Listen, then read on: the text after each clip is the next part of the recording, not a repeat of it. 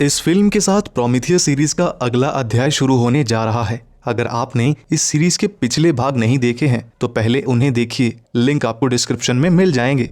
आइए अब देखते हैं प्रीडेटर। फिल्म शुरू होती है अंतरिक्ष में, जहां एक एलियन स्पेसशिप उड़ता हुआ पृथ्वी के करीब से गुजरता है। उसमें से एक स्पेस शटल निकलकर तेजी से पृथ्वी की ओर चल पड़ता है। फिर अमेरिका में कहीं समुद्र के किनारे एक मिलिट्री छावनी को दिखाया जाता है। उस छावनी में डच और उसके 5 एलीट कमांडोज की एक टीम हेलीकॉप्टर द्वारा वहां उतरते हैं। डच और उसके कमांडोज रिटायर्ड आर्मी सोल्जर्स थे और अब वे पैसों के बदले रेस्क्यू मिशन करते थे, जैसे कि आतंकवादियों या विद्रोहियों के कब्जे से हॉस्टेजेस को छुड़ाने के मिशन। डच वहां पर आर्मी के एक जनरल से मिलता है। जनरल उसे बताता है कि 18 घंटे पहले उस देश के एक कैबिनेट मंत्री और उनके दल को ले जा रहा एक हेलीकॉप्टर गायब हो गया है। जनरल उसे मैप में वो जगह दिखाता है जहां से हेलीकॉप्टर का सिग्नल गायब हुआ था। वो जगह यूएस बॉर्डर के उस पार थी। डच पूछता है कि कैबिनेट मंत्री बॉर्डर के पार इलीगली गया ही क्यों। इस पर जनरल कहता है कि ऐसा प्रतीत हो रहा है जैसे कैबिनेट मंत्री का हेलीकॉप्टर रास्ता भटक गया था और आर्मी को पूरा यकीन है कि कैबिनेट मंत्री और उनका दल इस वक्त गोरिल्ला यानी कि वहां के विद्रोहियों के कब्जे में है। इस पर डच जनरल से पूछता है कि वो ये मिशन आर्मी से क्यों नहीं करवा रही, आखिर उन्हें उसकी और उसके कमांडोज की जरूरत क्यों आन पड़ी। तभी अंदर के कमरे से अमेरिकी इंटेलिजेंस का एक एजेंट डिलन कहता है, क्योंकि डच सबसे बेस्ट कमांडो हैं। डच डिलन की ओर पलटता है। वे दोनों काफी जोश के साथ एक दूसरे से मिलते हैं। दरअसल वे दोनों एक समय के पुराने साथी थे और बाद में डिलन ने अमेरिकन इंटेलिजेंस ज्वाइन की। उनकी बातों से पता चलता है कि डच के कुछ उसूल हैं, जैसे कि वो सिर्फ रेस्क्यू मिशन ही लेता है और मर्सनरी मिशन यानी कि मरने मारने के मिशन से दूर ही रहता है।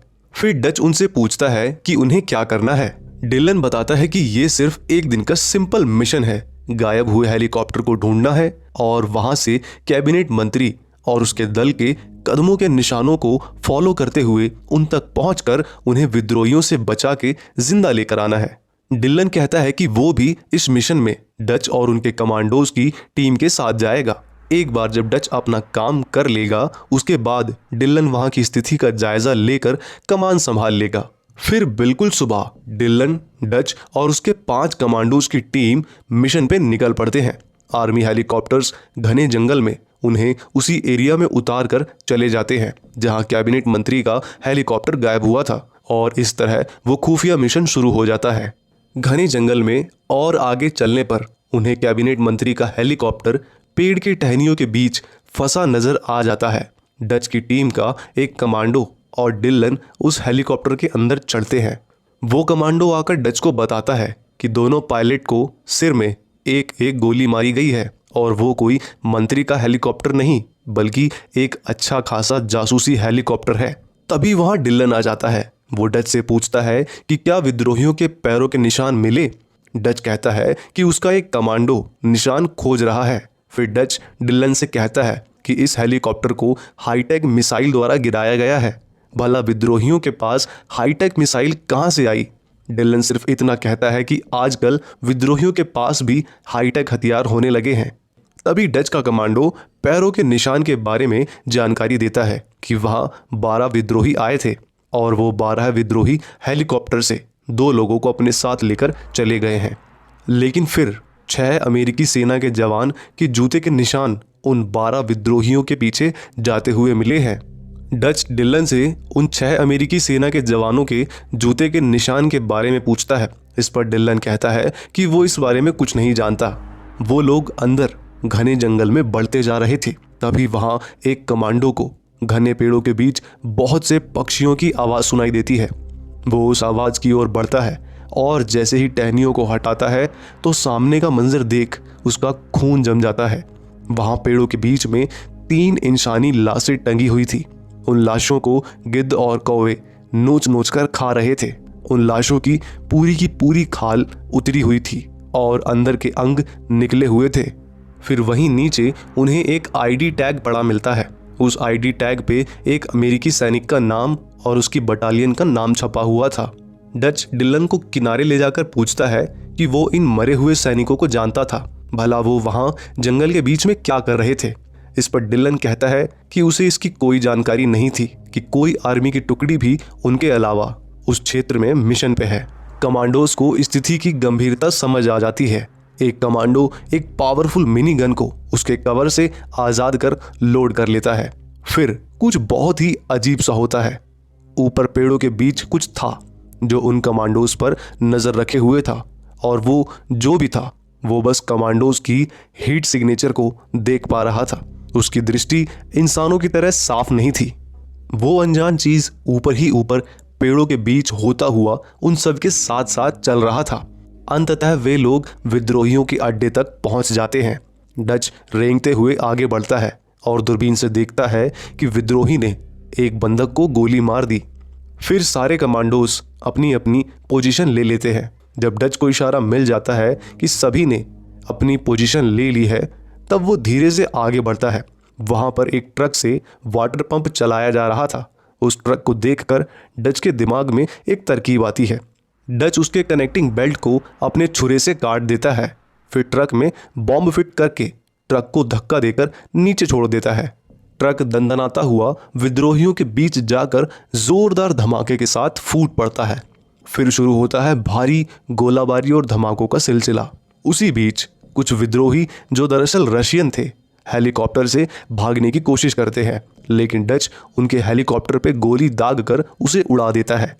मिनी गन भी अपना जलवा दिखा रही थी। तभी डच को उसके पीछे से कोई आता हुआ महसूस होता है। अपने बंदूक के एक वार से ही डच उसे धूल चटा देता है। वो उसे मारने ही वाला था कि अचानक वो देखता है कि वो तो एक लड़की है। फिर एक कमांडो डच को बताता है कि एक और बंधक भी मरी हुई हालत में मिला है। वो ये भी बताता है कि असल में वो कोई कैबिनेट मंत्री नहीं था, बल्कि अमेरिकी इंटेलिजेंस का ही एजेंट था। और तो और वो कोई विद्रोही अड्डा नहीं था, बल्कि रशियन आर्मी का अड्डा था जो किसी बड़ी कार्रवाई को अंजाम देने वाले थे। ये सुन डच गुस्से में डिलन से पूछता है कि उसने ये सब कैबिनेट मंत्री की झूठी कहानी क्यों गढ़ी। अब झूठ बोलने से कोई फायदा नहीं है। ये समझ आते ही डिलन सच बकना चालू करता है। डिलन कहता है कि 3 दिन में रशियन आर्मी बॉर्डर क्रॉस करके घुसपैठ करने वाली थी। अगर वो डच को पहले ही सच बता देता कि ये कोई रेस्क्यू मिशन नहीं बल्कि विद्रोहियों को मारने का मिशन है, तो डच अपने उसूलों के कारण उस मिशन के लिए कभी हाँ नहीं करता, और बिना डच के ये मिशन इतनी आसानी से कभी पूरा नहीं होता। डिलन आगे बताता है कि अमेरिकी इंटेलिजेंस महीनों से उस रशियन कैंप की तलाश में था, और उसके अमेरिकी इंटेलिजेंस के लोग जब कैंप की छानबीन करने हेलीकॉप्टर से जा रहे थे, तब विद्रोहियों ने उनके हेलीकॉप्टर को मार गिराया। विद्रोहियों को रशियन आर्मी ने ही काम पर रखा हुआ था। और रही बात उन 6 अमेरिकी सैनिकों की, जिनमें से 3 की लाश पेड़ पे टंगी थी और 3 गायब हो चुके थे, उन्हें भी डच और उसके कमांडोज से पहले इसी मिशन पे भेजा था, पर उनसे संपर्क टूट गया था। इसलिए फिर डच और उसके कमांडोज को ये मिशन सौंपा गया। उसका और उसके कमांडोज का झूठ बोलकर इस्तेमाल किया गया है, ये जानकर डच को बहुत दुख होता है। तभी उसका एक कमांडो रेडियो में बेस कैंप से बात करके बताता है कि उनके आर्मी का हेलीकॉप्टर वहां से 2 मील दूर उन्हें पिक करने आ रहा है। कमांडोज जल्दी से उस क्षेत्र से निकलना चाहते थे क्योंकि उस पूरे क्षेत्र में विद्रोही फैले हुए थे। फिर डिलन उस पकड़ी गई विद्रोही लड़की को साथ लेकर डच और उसके कमांडोज के साथ वहां से हेलीकॉप्टर की ओर निकल पड़ता है। वो अनजान चीज पेड़ों से होती फिर से उनका पीछा करने लगती है। वो चीज हीट सिग्नेचर को ही देख पाता था, भले ही वो जलती हुई सिगार हो या फिर बिच्छू। वो कमांडोज की बातें और हंसी को रिकॉर्ड कर रहा था, और उसकी टेक्नोलॉजी उनकी बातों को उसकी भाषा में ट्रांसलेट कर रही थी। टीम संभल संभल के आगे बढ़ती जा रही थी। आखिर वे लोग विद्रोहियों के क्षेत्र से गुजर रहे थे। एक स्थान पर जाकर आगे चल रहा कमांडो अचानक थम जाता है, क्योंकि उसे अपनी ही हंसी की आवाज ऊपर पेड़ों से सुनाई दी थी। वो लगातार ऊपर पेड़ की ओर देख रहा था। दरअसल ये वाकई उस कमांडो की ही हंसने की आवाज थी, जो उस चीज ने थोड़ी देर पहले रिकॉर्ड कर ली थी, और अब उस कमांडो के सामने ही उसी की हंसी की आवाज सुनाकर उसे भ्रमित कर रहा था। तभी वो लड़की अचानक से कमांडो को चकमा देकर भाग जाती है। एक कमांडो उसे पकड़ने उसके पीछे भागता है। एक जगह जाकर वो उसे धर दबोचता है। तभी एक पारदर्शी आकृति आकर उस कमांडो को फाड़कर अपने साथ ले जाती है। डच और उसके साथी जब वहां पहुंचते हैं तो उन्हें कमांडो की जगह झाड़ियों के पीछे उसके पेट के अंदर के अंग पड़े मिलते हैं। जब वो उस लड़की से पूछते हैं कि वहां क्या हुआ था तो वो कहती है कि अचानक से जंगल जीवित हो उठा और उस कमांडो को अपने साथ ले गया। चलते चलते डच एक जगह जाकर ठहर जाता है। ठीक उसी स्थान पे बहुत ऊंचाई पे उनके साथी कमांडो की नंगी लाश पेड़ पे उल्टी टंगी थी। फिर मिनीगन थामे कमांडो को झाड़ियों में कुछ हलचल दिखाई देती है, लेकिन वो मात्र एक छोटा जानवर निकलता है। ठीक तभी एक लेजर किरण ऊपर पेड़ से आकर उस कमांडो की छाती को भेदते हुए आर पार निकल जाती है। तभी वहां उसका एक कमांडो दोस्त मैक आ जाता है और वो उस पारदर्शी आकृति वाले जीव को देख लेता है। उसकी आंखें हरे रंग में दमकती हैं। ये डरावना दृश्य देखकर मैक पागलों की तरह उस जीव की दिशा में गोलियों की बारिश करने लगता है। डच और बाकी कमांडो भी वहां पहुंच जाते हैं। मैक को गोली चलाता देख वे लोग भी उस दिशा में अंधाधुंध गोलियां चलाने लगते हैं। गोलियों की फुहार से अपने सामने का जंगल ही काट कर रख देते हैं। फायरिंग रुकने पर उन्हें कुछ भी नहीं मिलता, लेकिन लड़की को वहां उस जीव का हरा खून नजर आता है। कमांडोज की किसी गोली ने उस जीव को घायल कर दिया था। फिर मैक अपने दोस्त की डेड बॉडी को अपने साथ ले जाता है। डच मैक से उसके दोस्त के हत्यारे के बारे में पूछता है। मैक उन्हें उस पारदर्शी आकृति के बारे में बताता है। इसके बाद वे लोग खुद को लैंड माइंस का एक सुरक्षा घेरा बनाकर उसके अंदर बैठ जाते हैं और साथ ही बेस कैंप से संपर्क करने की कोशिश में लग जाते हैं। उधर उस जीव को गोली लगी थी। वो अपने हाथ में लगे डिवाइस का बटन दबा के अदृश्य स्थिति से बाहर आता है। उसके बड़े बड़े नाखून थे, लेकिन वो कोई जानवर नहीं था। वो तो था एक दूसरे ग्रह का प्राणी, प्रीडेटर। फिल्म की शुरुआत में जो एलियन स्पेसशिप पृथ्वी की तरफ आया था, ये प्रीडेटर उसी में आया था। प्रीडेटर एक शिकारी एलियन प्रजाति है और अंतरिक्ष में जिस भी ग्रह में जीवन है वहां के प्राणियों का शिकार करना उनका शौक है। दूसरी प्रजातियों को मारना उनके लिए एक खेल जैसा था। इसलिए यहाँ पृथ्वी पे भी वो प्रीडेटर इंसानों की निर्मम हत्या कर शिकार का ही खेल खेलने आया था। प्रीडेटर के सूट में पूरे ऑपरेशन के औजार लगे हुए थे। वो अपने जिस्म से गोली निकालने लगता है। गोली निकलते ही वो एक तेज दर्द भरी आवाज में चीखता है, जिसकी आवाज कमांडो टीम तक भी पहुंचती है। रात को कमांडो बेड़े में उस मरे हुए कमांडो की डेड बॉडी गायब हो चुकी थी। डच समझ जाता है कि वो जो भी था वो डेड बॉडी लेने ऊपर पेड़ के रास्ते से आया था, क्योंकि चारों ओर तो लैंड माइंस का सुरक्षा घेरा था। डच समझ जाता है कि एक एक करके उनका शिकार किया जा रहा है। यहाँ कोई शिकार का खेल चल रहा है। डच उस लड़की को आज़ाद कर उस जीव के बारे में पूछता है। वो बताती है कि उस जीव का हरे रंग का खून बह रहा था। इस पर डच कहता है कि अगर उसका खून निकल सकता है तो उसे मारा भी जा सकता है। फिर वे लोग उसे पकड़ने के लिए एक चक्रव्यूह रचते हैं, तरह तरह के ट्रैप्स लगाते हैं। फिर वे लोग प्रीडेटर की ताक में बैठ जाते हैं। वो लड़की डच को बताती है कि उसके गांव में पहले भी ऐसी अजीबोगरीब तरीके से मौतें हो चुकी हैं। ऐसा उसी साल होता था जिस साल बहुत गर्मी पड़ती थी, और इस साल भी बहुत ज़्यादा गर्मी पड़ी है। उसके गांव में ये माना जाता है कि वो अजीब सा दिखने वाला जीव इंसानों की खोपड़ी को ट्रॉफी की तरह रखता था। थोड़ी देर बाद ही डच जानबूझकर सुरक्षा घेरे से बाहर निकलता है प्रीडेटर को ललचाने के लिए। तभी प्रीडेटर उनके जाल में फंस जाता है, लेकिन वो खुद को आज़ाद कर भाग जाता है। लेकिन जाने से पहले वो अपना असली स्वरूप उन सबको दिखा जाता है। उसी दौरान उनका एक कमांडो घायल हो जाता है। मैक अपने दोस्त का बदला लेने प्रीडेटर के पीछे भागता हुआ जाता है। डिलन मैक की मदद को जाता है। जाते जाते डिलन बाकी सबको हेलीकॉप्टर पिकअप पॉइंट की ओर जाने बोलता है। जंगल के अंदर मैक के कुछ समझ पाने से पहले ही प्रीडेटर उसकी खोपड़ी खोल देता है। उधर डच जब बाकी बची टीम के साथ वहां से निकल रहा होता है, तब उसके घायल साथी के हाथ से बंदूक गिर जाती है। वो लड़की जब हथियार उठाने लगती है तो डच उसे हथियार उठाने से रोक देता है। डच उस लड़की को बताता है कि अभी तक प्रीडेटर ने उसे इसलिए नहीं मारा क्योंकि वो बिना हथियार की थी। प्रीडेटर निहत्थों का शिकार नहीं करता है। उधर डिलन मैक को मरा पाता है। फिर जब डिलन का सामना प्रीडेटर से होता है तब प्रीडेटर उसे एक दर्दनाक मौत देता है। मरते हुए डिलन की चीख उसकी बची हुई टीम तक भी पहुंचती है। वो चीख सुन के एक और कमांडो प्रीडेटर को मारने वहीं रुक जाता है। डच उसे साथ चलने बोलता है। लेकिन वो एक नहीं सुनता। प्रीडेटर वहां प्रकट हो जाता है। फिर उसकी भी मरने की चीख डच और उसके साथी को सुनाई पड़ती है। फिर कुछ पल बाद ही प्रीडेटर उन पर भी हमला कर देता है। इस हमले में घायल कमांडो की मौत हो जाती है। डच लड़की को वहां से भागकर हेलीकॉप्टर पर पहुंचने बोलता है और वो भाग जाती है। इसके बाद जख्मी डच बेतहाशा जंगल के अंदर भागता है। प्रीडेटर भी शिकारी कुत्ते की तरह उसके पीछे पीछे भाग रहा था। भागते भागते डच अचानक काफी ऊंचाई से नीचे बहती नदी में गिर जाता है, लेकिन वो खुद को संभालते हुए तैरकर बाहर आ जाता है। बाहर आते वक्त उसका पूरा शरीर कीचड़ से सन गया था। वो थोड़ा दम लेने के लिए किनारे पे रुकता ही है कि तभी ऊपर से प्रीडेटर नदी में छलांग लगाकर तेजी से उसकी ओर आने लगता है। डच तुरंत ही वहीं एक पेड़ की जड़ के अंदर लेट जाता है।